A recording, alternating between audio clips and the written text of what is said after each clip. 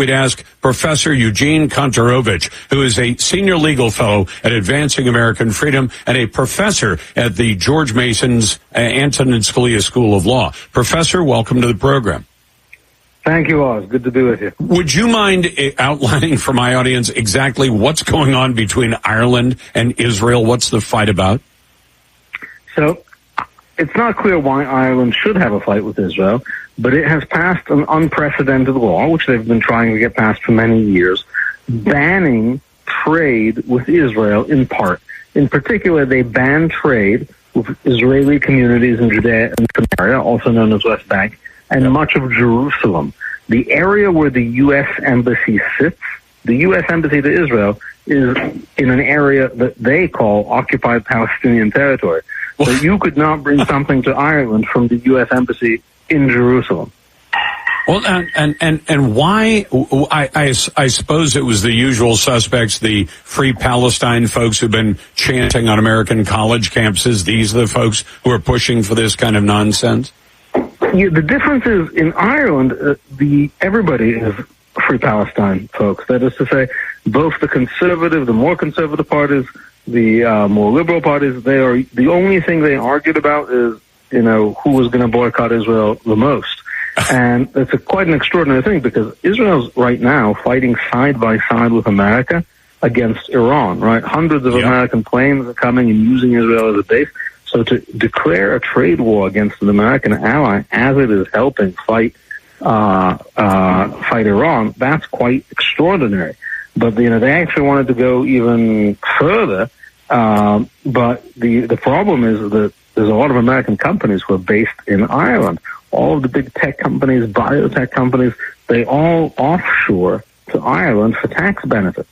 But that's a real problem because under U.S. law, there's restrictions on countries boycotting countries with which America has open and free trade relations, including Israel. So these American companies are now going to be either going to have to choose to comply with Irish boycott law or American anti-boycott law. That's a real pickle there. What do you have a sense as to which direction those companies will go? Because, in fact, it occurs to me, isn't Starbucks even don't they have a headquarters in Ireland because of Ireland's very favorable tax status? Starbucks, Apple, Google, you name it, all of them. But it really depends what the Trump administration is going to do now, because the Trump administration has been very much against this law. In fact, even the Biden administration was against it. So it's been quite bipartisan in America. But the question is, are they going to really enforce the anti-boycott laws against these companies? I think it's a brilliant, it's a political win-win for the Trump administration because it's a way of also kind of creating a tariff on American companies that have chosen to take jobs overseas.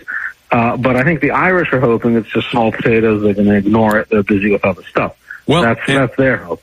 Professor, is it something about Ireland's history that leads them to all be pro-Palestine? I think, it's something subtle.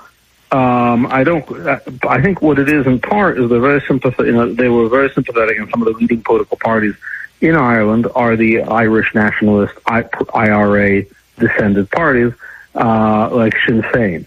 Now, those parties, were basically supported by the Soviet Union, and their leaders went to a terrorist training camp in the Soviet Union with the heads of the PLO. So basically, they have the same alma mater as the Palestinian leaders. So they're pro-communist and pro-terrorist. Am I being unfair if I sum them up that way? Yeah, that's certainly their intellectual history. And there's just vast anti-Jewish sentiment in Ireland, which is very hard to understand. There's not many Jews there, but it's very broad.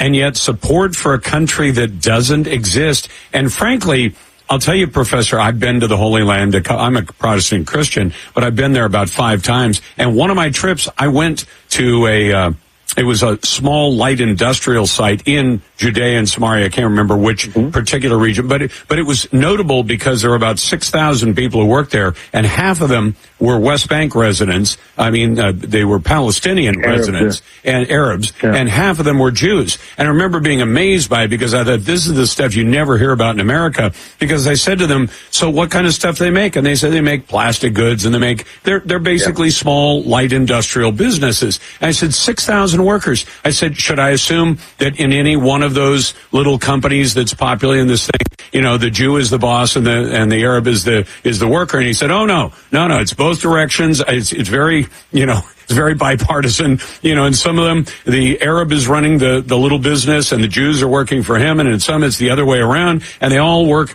together very, very well. And the Palestinians who work there, you know, they make a much higher salary than they would at anything else in the West Bank or even in Gaza. And I said, oh, so they can't even tell their neighbors where they're working because they'd have to admit, yeah, I'm over there working with all those Jews and I'm making a really good paycheck. And we had to travel to the place in a bus that had bulletproof windows, if that gives you an idea of the kind of neighborhood we were in. But it was fascinating to me, and I thought, why is it nobody in the United States ever reports on this kind of stuff? Yeah, and the amazing thing, so this is for sure going to hurt Palestinians, but for the Irish, this is such a this is like one of their religious beliefs now that they've stopped going to church. This is their main, this is like their main thing. And it's purely symbolic. There is a religious aspect to it, but it's the amount of goods that are imported to Ireland from Judea and Samaria. Estimates range from $700,000 a year to $0. In other words, they're spending more on passing this bill than is really going to have any effect on Israel. So it's a kind of virtue signaling, but at the same time, it's deeply problematic because they have no such boycotts on any other place on earth.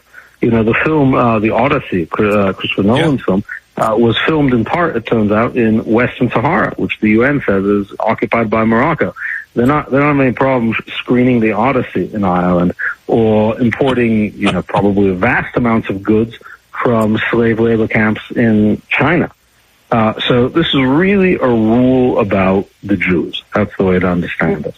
That's what it sounds like. Perfect. Thanks very much. That's Professor Eugene Kontorovich, who's a senior legal fellow at Advancing American Freedom, professor at George Mason's Antonin Scalia School of Law. Thanks so much for the time. By the way,